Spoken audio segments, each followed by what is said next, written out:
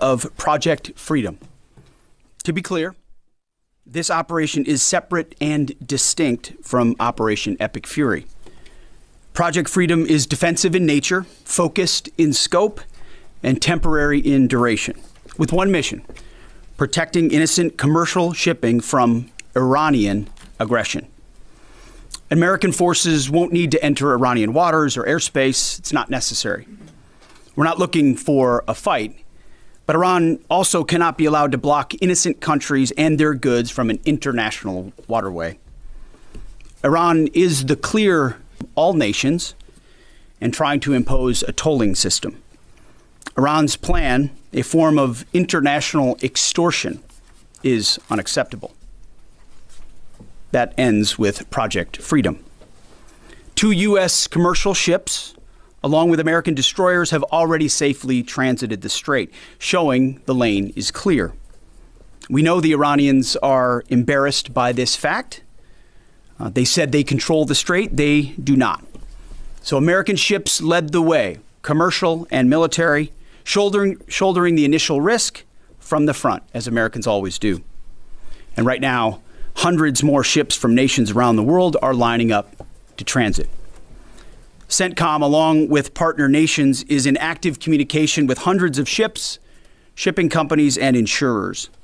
All of these ships from all around the world want to get out of the Iranian trap that they have been stuck inside. As a direct gift from the United States to the world, we have established a powerful red, white, and blue dome over the strait.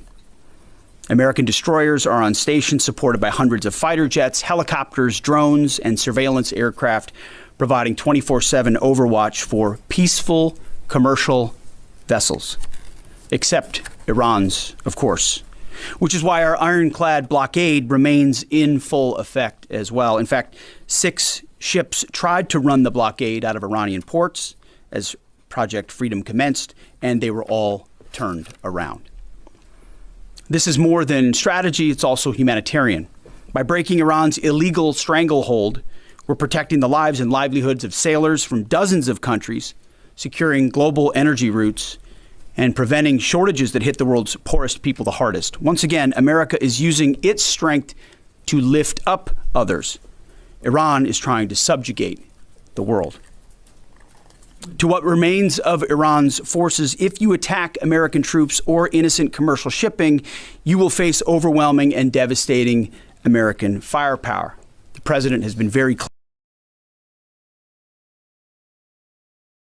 for operation, but are locked and loaded to defend our people, our ships, our aircraft, and this mission without hesitation. To Iran, let innocent ships pass freely. These international waters belong to all nations, not to Iran to tax, toll, or control. To our partners, allies, and the rest of the world, this is a temporary mission for us. As I've said before, the world needs this waterway a lot more than we do. We're stabilizing the situation so commerce can flow again, but we expect the world to step up. At the appropriate time and soon, we will hand responsibility back to you. To the incredible Americans executing this mission right now, simply thank you. Your courage, your readiness, your unmatched professionalism and precision are why the world can breathe easier today and every day. You are and always will be the greatest fighting force in human history, unmatched always. Project Freedom is underway. Commerce will be flowing, and America is once again leading with strength, clarity, and purpose for the benefit of the entire world. Our will is unshakable. God bless our troops, and God bless the mighty United States Navy as well. Mr. Chairman, over to you. Thank you, Mr. Secretary, and good morning, everyone. Thanks for being here. On Sunday, at the direction of the President, CENTCOM initiated Project Freedom with the objective of facilitating the safe passage of international commercial shipping through the Strait of Hormuz. Over the past 7 weeks, Iran's repeatedly threatened and attacked commercial shipping in the Strait in order to effectively cut off commercial traffic and damage the global economy. By obstructing one of the world's most critical maritime checkpoints, a vital transit route for approximately 1/5 of the global oil consumption, Iran is weaponizing the global supply chain. This action disregards established navigational rights and the law of the sea, and the regime global economy hostage. Let me give you an update of the last few days of activities. And if you take a look at the map here, as the Secretary said, the United States has established Project Freedom to open up the Strait of Hormuz. This graphic highlights the kinetic engagements that the Iranians have attempted to make or have taken against the region. The green dots and blue dots show the groupings of commercial, cargo, and tanker vessels. And the United States has established a significant presence over the strait here in order to open up the free flow of commerce, noting the blockade still continues along the eastern flank. The map shows the examples and samples of Iranian attacks against commercial vessels in the strait, as well as the Gulf of Oman and up in the Arabian Gulf. Since the ceasefire was announced, Iran has fired at commercial vessels 9 times and seized 2 container ships, and they've attacked U.S. forces more than 10 times, all below the threshold of restarting major combat operations at this point. You can also see the group of tankers and cargo vessels in the U.S. blockade line, as I mentioned. As a result of Iran's indiscriminate attacks across the region, there are currently 22,500 mariners embarked on more than 1,550 commercial vessels trapped in the Arabian Gulf, unable to transit. In addition to shipping, Iran has continued to deliberately attack its neighbors. Just yesterday, Iran attacked Oman once and the UAE 3 times, including an attack on Fujairah oil terminal, which was successfully defeated. They also launched cruise missiles, drones, small boats at U.S. forces defending commercial shipping in the Straits, and United States Navy MH-60 helicopters and Army AH-64 Apache helicopters successfully defeated those threats. Thus far, today is quieter. Let me describe. Freedom is designed to protect commercial shipping and help restore the flow of commerce through the strait and sustain freedom of navigation. CENTCOM has established an enhanced security area on the southern side of the strait that is now protected by U.S. land, naval, and air assets to help defeat further Iranian aggression against commercial shipping. I'd like to share a little bit more about U.S. capabilities, but for operational security purposes, I'm not going to get into specific details out there. On the surface, guided missile destroyers and other warships are detecting and defeating Iranian threats. This includes fast boats and one-way attack drones. In the air, more than 100 fighters, attack aircraft, and other manned and unmanned aircraft, synchronized by the 82nd Airborne Division, are in the air 24 hours a day, providing defensive overwatch for the enhanced security area and its approaches that I discussed. These forces are comprised of over 15,000 American service members and have established localized air and sea control to protect against Iranian threats. Commercial vessels that transit through the area will see, hear, and frankly feel U.S. combat power around them on the sea, in the skies, and on the radio. And as of this morning, as was mentioned prior, 2 U.S. flag merchant vessels have transited, and we anticipate more to transit over the coming days. Further up the Gulf, U.S. Naval Forces Central Command continues to work to identify and mitigate any threats. Beyond Project Freedom, CENTCOM and the rest of the Joint Force remain ready to resume major combat operations against Iran if ordered to do so.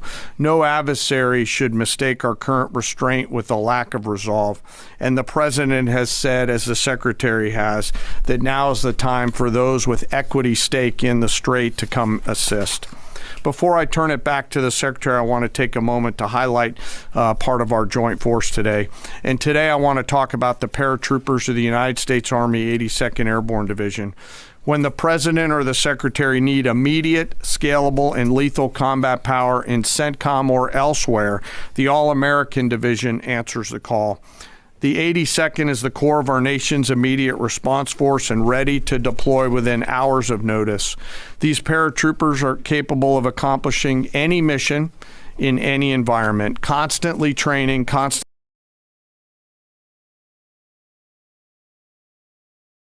seize key terrain if ordered to do so, just like their predecessors did in Sicily and Normandy in World War II, or to secure or enable the follow-on forces to flow into theater as they did in Grenada or Panama. They can do the range of missions from counterinsurgency to counterterrorism operations to power projection, as they have many times over the course of the history of this great division. They can do all these things because they're incredibly well trained, well equipped, and well led, but also because of the indomitable spirit of the All-American paratrooper. Every single one of them volunteered for this role, volunteered to go to airborne training, and volunteered to serve. But this division is now more than just a formation that we use for forcible entries. For example, just today, they are out there coordinating, integrating, and synchronizing land, air, space, sea, and cyber forces using joint all-domain command and control. They use next-generation tactical networks that are AI-enabled to augment intelligence and operations, and they seamlessly synchronize all of these effects and are doing so in support of Project Freedom as we speak. The relentless focus on technical innovation allows the commanders out there in the field to see, sense, and understand the opportunities that are in front of them, along with the associated risks, and make smart decisions out on the objective.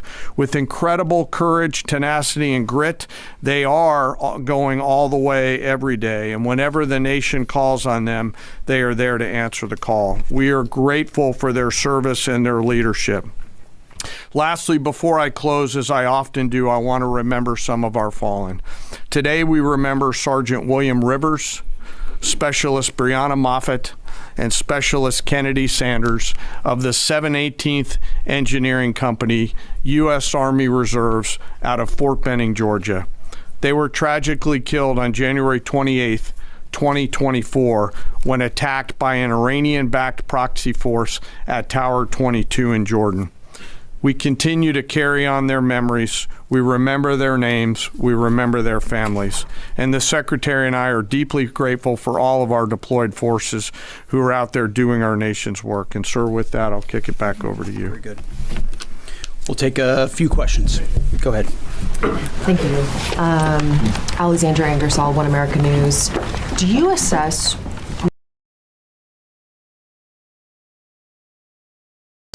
a nuisance to be managed? And then secondly, to critics who say that the U.S. doesn't have a strategy in this mission?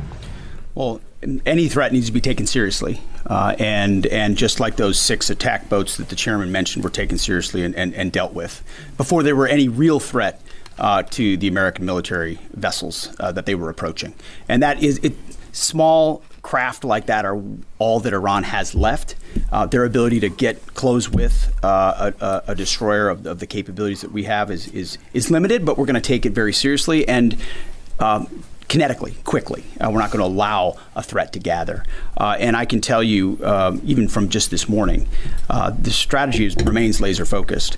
In fact, this is a reflection of a laser focused strategy, actually. Right here. Good morning, Mr. Secretary, Mr. Chairman. David Zia, Real America's Voice. I wanted to ask you of any of the fast boats that have been either sunk or identified. Any ship cruise missiles identified? And my second question is, if there's a divide between the IRGC and Tehran, is there a way to get Tehran to agree to let us go after the IRGC that is doing these attacks without violating the ceasefire? Well, right now, anything coming at our crafts, regardless of what's on it, has to be defended against, and that's the case. I don't know what the exact armaments were on those fast boats. Small arms, nothing significant on the fast boats. Rifles or small machine guns. There were some small coastal cruise missiles shot down as well. So there's been, I think there's some frothiness in the beginning aspects of this that were dealt with very directly by our destroyers. And we're communicating both overtly and quietly to the Iranians to allow this defensive operation to happen on behalf of the world. There are some actions the IRGC takes sometimes that are outside the bounds of what maybe Iranian negotiators would like. That's their job to rein that in and ultimately create a condition for a deal, right? That's not something I talked about in these remarks, but that's happening in real time. Iran has an ability to make that deal. But what we're demonstrating with Project Freedom is they don't control the strait. I mean, we know Iran is embarrassed by the fact that our blockade is holding, and we can run ships through, and we're going to help the world run ships through. And if they hold it at issue, the whole world knows who's doing it. It's not us. We're willing to open it up. It's Iran, and that creates a dilemma for them. We hope they make a deal. Yes. Thank you, sir. My first question is for General Kane. Mary Margaret with the Daily Wire. You said that the attacks by Iran so far are below the threshold of restarting major combat operations. What is that threshold? And then for Secretary Hegseth, are there still concerns about mines in the Strait? And can you kind of clarify these reports of kamikaze dolphins that we've heard about? I haven't heard the kamikaze dolphin thing.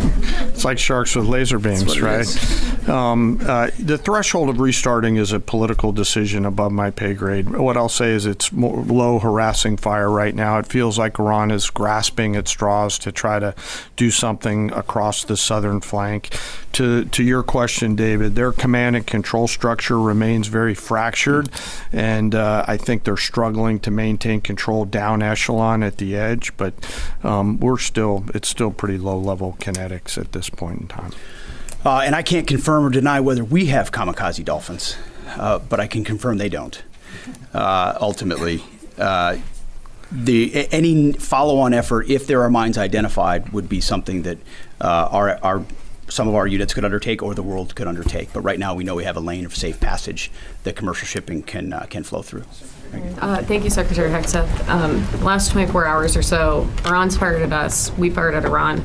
Just going to ask you more directly. This threshold. This is about the straits. This is about freedom of navigation. This is about international waterways.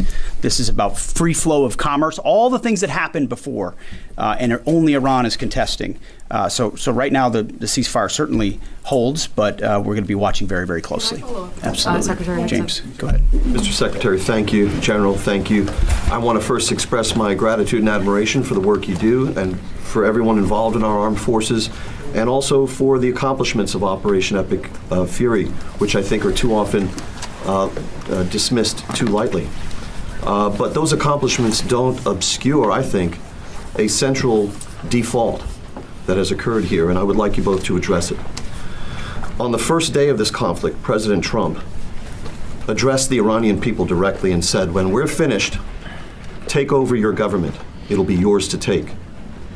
And then on the seventh day of the conflict, in a Truth Social post, the president said, quote, there will be no deal with Iran except, all caps, exclamation mark, unconditional surrender. What happens to that pledge to the Iranians?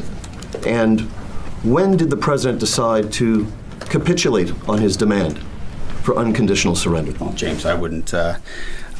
You started out nicely, but you ended exactly where we knew you would end. The president hasn't capitulated on anything. He holds the cards. We maintain the upper hand, and Project Freedom only strengthens that hand. And so he will ensure that whatever deal is made or whatever end state is reached creates ensuring that Iran never has a nuclear weapon, which is number one, and he's been focused on that, and the deal and discussions are centered on that. And what the Iranian people take advantage of after the fact is up to them, and he's been very clear about that. And maybe you do it now, maybe it happens later, but ultimately he's also been clear, we're not going to entangle this into some nation-building project. Our objectives are clear. They've been pursued from day one. Hopefully the Iranian people take advantage of that, because they're being taken advantage of by this regime. As you know, 45,000 Iranians, innocent Iranians, killed before the outset of this. That's what this government does, kills their own innocent civilians. Getting out from underneath that is going to be a challenge of the Iranian people, and we certainly hope they take advantage of that. Thank you. Could I have one follow, please? Go ahead. I may. Everybody else one follow. follows directives. Go ahead. Thank you, Mr. Secretary. Can you share any information regarding the South Korean ship that was reportedly hit by Iran? Is Seoul in contact with the U.S. military about it? And is there any indication that they would heed Trump's call made on social media to join Project Freedom? We hope so. We're in contact with that ship, CENTCOM, I should say, and the Maritime Coordination Forces are in touch. And I think targeting like that is a reflection of the indiscriminate nature of what Iran is doing. We hope South Korea would step up, just like we hope Japan would step up, just like we hope Australia would step up, just like we hope Europe steps up. But we're not waiting for them to do so. We're looking to set the conditions to hand to them. But the president was clear in his truth message that, hey, this is your ship. You should take part in helping to defend it. We very much hope they do. Go ahead. Mr. Secretary, in terms of new U.S. intelligence reports suggest that the timeline for the war in Iran to get a nuclear weapon has not changed since last summer, still at 9 to 12 months. Is that intelligence wrong? How can this be after so much bombing? And for General Kane, going on back onto what you're talking about, the Strait of Hormuz, the president recently said that the blockade is even more effective than bombing. So why didn't we start the campaign with the blockade? And initially, how many planned ships do you plan to escort or take through commercial ships to the Strait of Hormuz today or in the coming days? Well, we don't discuss the specifics about intel, and anybody that does shouldn't be, and I can't confirm or deny whether that is indeed correct. Speculation, as far as I'm concerned, coming from you. But ultimately, what Operation Midnight Hammer did in the obliteration of those facilities was set back their program. And then, because of the efforts of that 12-day war, the president was able to recognize that this threat, while they continued to seek nuclear capabilities, their will was still there to seek a nuclear bomb. Ultimately, they were creating a conventional umbrella of so many missiles and so many capabilities that no one would want to challenge them. Think of the North Korea. This is the North Korea strategy. We have so many conventional capabilities, you won't do something about it. And underneath that, we're going to develop more nuclear capabilities. So the will was still there. President Trump had the courage to say we have to dismantle and take on those conventional capabilities while the nuclear facilities are watched 24/7 and overwatched. And we will ensure, one way or another, hopefully Iran chooses a deal, that they give up those ambitions, give up those capabilities, and we're able to confirm that every step of the way. So that has been, President Trump's been focused on it. He's set them back like no other president. He ripped up the terrible deal that would have given them a bomb. He took care of it in Midnight Hammer. We're watching it right now, and ultimately feel good about the fact that the end state will ensure that Iran never has a nuclear weapon. Go ahead. Sir, I'll let CENTCOM talk to the number of ships they're going to take through, because they're the nearest ones to talking to the commercial shippers, and I don't want to get out in front of them. On the order and sequence around the military objectives, that's a decision the President and the Secretary go get us at, and at the time we were focused on the primary objectives that were in front of us. Thank you.